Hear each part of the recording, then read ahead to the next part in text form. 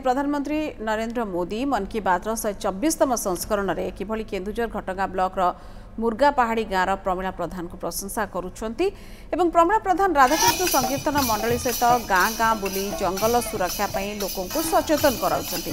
एकुनी प्रधानमंत्री नरेंद्र मोदी प्रमीला प्रधान को प्रशंसा करछंती एवं खबर पाइबा परे प्रमीला बेस खुशी थिबा सहित बंची थिबा पर्यंत जंगल सुरक्षा पर एभली कार्यक्रम जारी रखिबे बोली कहिसंती।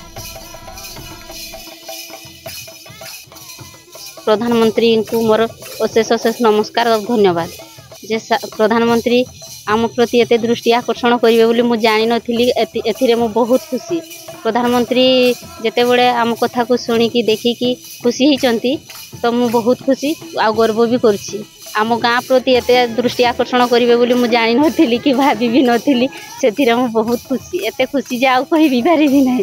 लोकन को सचेतन एटा जंगल कथा तो ये जंगल रे निया लगेबा कथा जहाँ सबू काम आसे करू आदि पानी पाई कि कौन पाई गुड़े जहाँ पाई कहले करदे जंगल सुरक्षा बाबद को प्रचार प्रसार करूँ जीवन थिला पर्यंत कर चलथिबो।